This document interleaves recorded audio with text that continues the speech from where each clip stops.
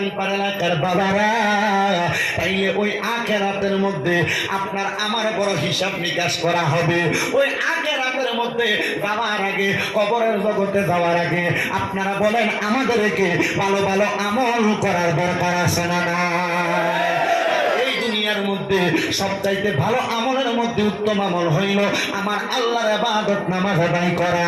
আর আমরা মুসলমান দাবি করি, কিন্তু ওই ইবাদত নামাজের কাছে দিয়েও যাই না। কারণ মসজিদে মাগরিবের নামাজ পড়ছি, ইমাম সাহেবের জিগাইলে টের পাওয়া যাবে যে হুজুর 2 কাতার মুসল্লিও হয় নাই, কিন্তু আজকে মাহফিলের মধ্যে মানুষের অভাব নাই। ঠিক না ভাই? ঠিক। আবার জুমার দিনে আল্লাহর ফালরা মসজিদে থুপ করে অনেকগুলা, মুসলমান দাবি করো। এই জন্য আল্লাহর নবী বাইহাকী শরীফের হাদিসের মধ্যে বলে এটা হলো কিয়ামতের আলামত যে তারা মুসলমান দাবি করবে, লা ইয়াবকা মিনাল ইসলামি ইল্লা ইসমুহু, যে তারা মুসলমান ইসলামের নামে মাত্র থাকবে, কিন্তু তাদের কর্মকার্যে তারা মুসলমান এটা প্রমাণ হবে না। আপনি মুসলমান, আপনি নামাজ পড়েন না, আপনি মুসলমান, আপনি রোজা রাখেন না, আপনি মুসলমান, আপনি দান সদকা করেন না, আপনি মুসলমান, আপনি সমাজের মধ্যে ইসলাম ধর্মের কর্মকাণ্ড করেন না, আপনি মুসলমান, কিন্তু আপনি আপনার ছেলের বিয়েতে গান বাজনা করেন, আপনি মুসলমান, আপনি আপনার নাতির মুসলমানের ভিতরে আপনি গান বাজনা করেন। কথা বলেন না ঠিক না বেটি? একজন মুসলমান কোনোদিন এমন কর্ম করতে পারে না। আর যদি এমন কর্ম করে এটা নামে মুসলমান, এটা কোনো কামে মুসলমান না। আল্লাহর হাবিব বলে এদের জন্য কবরে রয়েছে আযাবুন শাদীদ।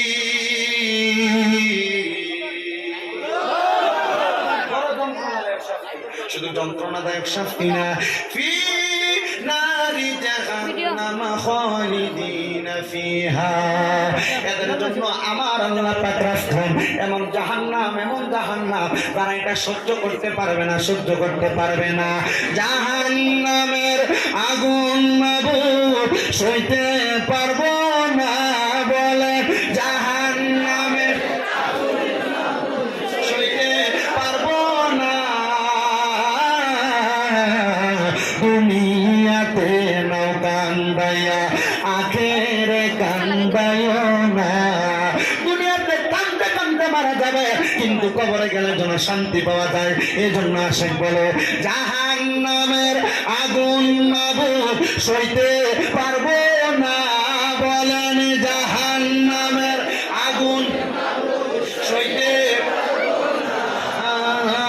দুনিয়াতে নাও কান্দায়া, আখেরে কান্দায়া না। দুনিয়াতে কান্দায় না। ও মুসলমান, ও নবীর উম্মতের দল, এবার আপনাদের বিবেকের কাছে ছেড়ে দিলাম।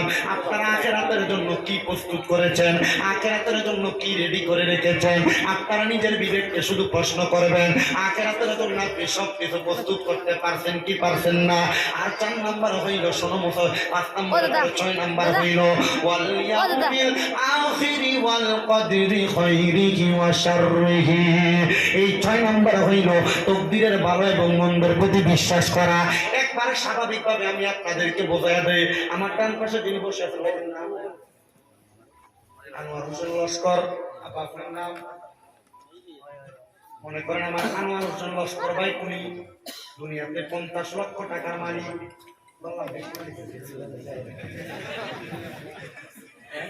না, আমি তোমাকে চাইতে পাবো, মনে করছে চাইনি ওর লাগে কম, আমি তোমাকে চাইতে পাইছি। আল্লাহ যেন কবুল করে। জোরে বলেন আমিন, জোরে বলেন আমিন। আল্লাহ কবুল করুক, আমিন বলেন। আরো জোরে বলেন আমিন। শোনেন, এই ইউটিউবাররা কিন্তু ইসলামের খেদমত করে, তারা কিন্তু কোরআন সুন্নাহর বয়ানগুলা ইউটিউবে ছাড়ে। এদেরকে দোয়া করবেন আপনারা, দোয়া করবেন তো ইনশাল্লাহ? আরো বলেন না, দোয়া করবেন তো ইনশাল্লাহ? আমাদের একটা খেলা দেখাইছিল বাবা, তবে আল্লাহর দোয়া সিরানা লাখান করিও না। হইরে ভাই তালব ভাই আইসুন নি, আমার আত্মা সিরিল লেছে ভাই, তোমরা লেখান মানছে নানি। আল্লাহ অত আশেকের রাসূল, অত প্রেমিক তারা। মানুষ আপনার তুনে তারা তুনে 7 গুণ বেশি হইতো নানি, আর বেশি হইব নানি। আল্লাহ কবুল করুক, আমিন বলেন।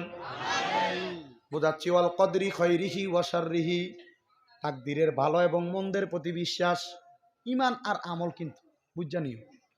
ওয়াল কদরি খাইরিহি ওয়া শাররিহি, তকদিরের ভালো মন্দের প্রতি বিশ্বাস। আমার ভাইজান 50 লাখ টাকার মালিক, আমি 50,000 টাকার মালিকও না। এখন আমি আমার ভাইজানকে বললাম, ভাইজান আপনি 50 লাখ টাকার মালিক, আমার কাছে ইনশর। আল্লাহর নবীকে এটা করা যাবে না। আমার ভাইজান বলল, সে 50,000 টাকার মালিক, তাকে আমার চোখে লাগে না, এটাও করা যাবে না। ওয়াল কদরি খায়রিহি ওয়া শাররিহি, ওনার তকদিরে ভালো আছে, উনি 50 লাখ টাকার মালিক। আর আমার তকদির একটু আল্লাহ যেমন রাখছেন, আল্লাহর ইচ্ছা মোতাবেক আমি 50,000 টাকার মালিক।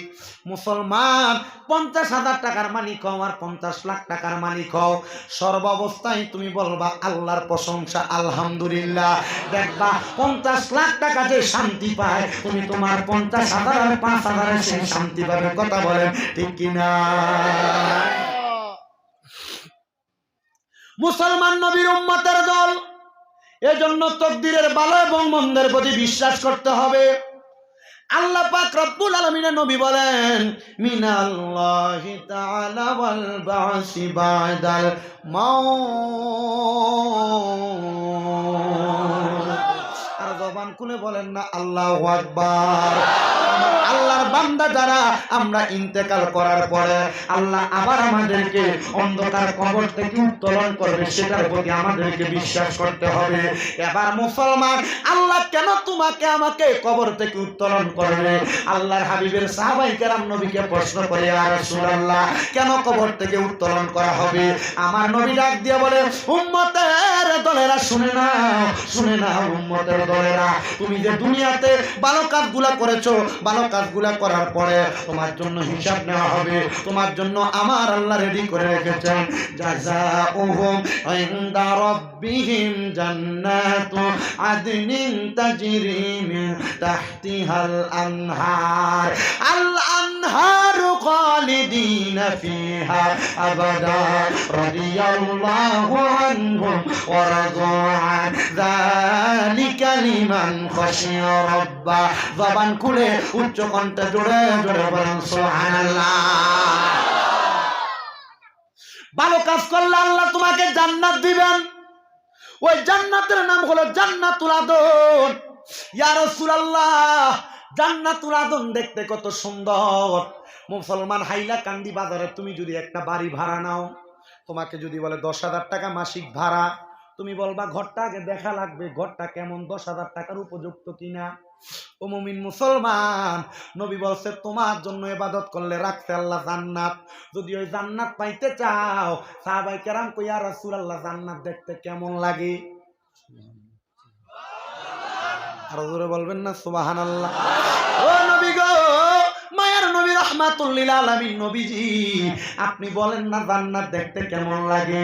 আমার নবী বলে, তাজরি মিন তাহতিহাল আনহার, ওই জান্নাত এত সুন্দর, ওই জান্নাতের নিচে দিয়ে একটা নদী প্রবাহিত হয়। নদী, নবী গো, ওই নদীটা কেন প্রবাহিত হয়? আমার নবী কয়, ওই নদীর মধ্যে 3 রকমের পানি। আপনাদের গাং পাড়ের যেই গাং আছে, এই গাঙের মধ্যে কি 2 রকমের পানি না 1 রকমের? 1 রকমের পানি। আর আল্লাহর নবী বলে, ওই জান্নাতের নদীর মধ্যে 3 রকমের 4 রকমের পানি থাকবে। ওই নদীটার নাম হইল রজব নদী। জোরে জোরে বলবেন নাকি সুবহানাল্লাহ? ওই নদীর নাম রজব নদী। ওই নদীর পানিটা হলো 4 রকমের, 4 কালারের পানি। ইয়া রাসূলুল্লাহ, নবী গো, 1 নাম্বার পানিটার নামটা কি? নবী কয়, ইন্না আ'তাইনা কাল কাউসার। ওই পানিটার নাম হলো কাউসারের পানি। যারা 5 ওয়াক্ত নামাজ পড়বে, যারা রোজা রাখবে, হজ করবে, যাকাত দিবে, দান সদকা করবে, হালাল পথে চলবে, আতামুরুনা বিল মারুফ ওয়া তানহাউনা আনিল মুনকার, আল্লাহর আদেশ ভালো কথা মানলে, খারাপ কথা বর্জন করবে, আমার আল্লাহর নবী তাদেরকে কাউসারের পানি পান করাবে। বলেন সুবহানাল্লাহ। 1 নাম্বার কাউসারের পানি। 1 রকম নদীর মধ্যে 2 রকমের পানি না, 4 রকমের পানি। আমাদের বাংলাদেশে একটা নদী আছে যেটার নাম পদ্মা নদী এবং মেঘনা নদী। একটার পানির রং হইল নীল আর একটার রং হইল ঘোলাটে। ওই 2 নদীর পানি একসাথে চলাফেরা করে, একসাথেই থাকে। কিন্তু বাবাজিরা, ডান দিকে আছে নীল পানি, বাম দিকে আছে ঘোলাটে পানি। একটার সাথে মিশে আছে, কিন্তু একটার পানি ওই দিকে যায় না, ওইটার পানি এই দিকে আসে না। আল্লাহর নবী বলতেছে, জান্নাতের পানির মধ্যে 1 নাম্বার পানি হইল ইন্না আ'তাইনা কাল কাউসার, কাউসারের পানি। আর এই পানি তারা পান করবে যে পানিটা দুনিয়াতে মানুষগুলো ইবাদত করছে, নামাজ পড়ছে, রোজা রাখছে, হজ করছে, যাকাত দিচ্ছে, তারাই কাউসারের পানি পান করবে। জবান খুলে জোরে জোরে বলেন সুবহানাল্লাহ। ইয়া রাসূলুল্লাহ, 2 নাম্বার পানি কোনটা? নবী আমার বলে 2 নাম্বার পানি হইল শারাবান তাহুরা।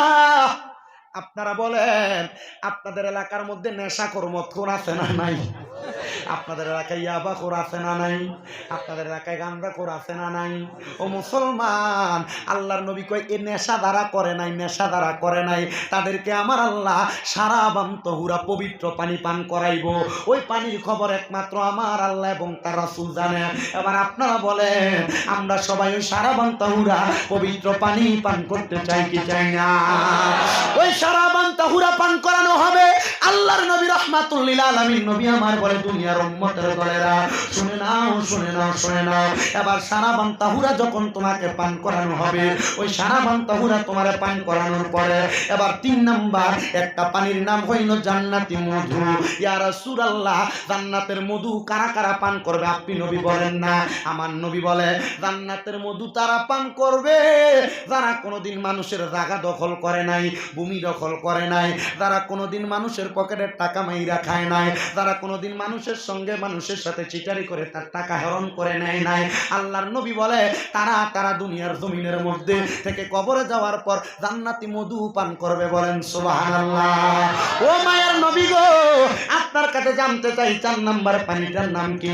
আমার নবী বলেন 4 নাম্বার পানির নাম হলো জান্নাতের দুধ, জান্নাতের লাবান। ইয়া রাসূলুল্লাহ, ইয়া হাবিবাল্লাহ, জান্নাতের লাবান কারা কারা পান করবে আপনার কাছে জানতে চাই। নবী আমার বলে যারা কোনোদিন মিথ্যা কথা বলে নাই, যারা কোনোদিন দুনিয়াতে মানুষকে গালি দেয় নাই।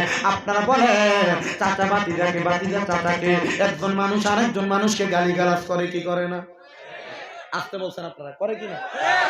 চাচা বাতিজাকে অটোমেটিক লাগে অমুকের ফোয়া, কথা বলেন না কেন? বাতিজা চাচাকে নরমালি মনে করে টিস্কারি করে, দাদা নাতিকে, নাতি দাদাকে, নানা নাতিকে, নাতি নানাকে গালি দেয়। কি কথা বলেন না কেন? দেখি না, এগুলো অটোমেটিক বিষয়, নর্মাল বিষয়, এগুলো আমরা জানি, কিন্তু এগুলো আমাদের জীবনে বাস্তবায়ন করি না, ছাড়তেছি না আমরা। আমি যদি আপনাকে একটা আমলের বিষয় যদি না বুঝাই দিয়ে যাইতে পারি, তে আমার এত দূর থেকে আসা কষ্ট করে, খুব কষ্টের বিষয়, এত দূর থেকে আসা এটা একবারে শেষ বৃথা। আমি গতকালকে রাত্রে 2:30টায় ট্রেনের টিকিট কাটছি। কি কি জানো ট্রেনটার নাম?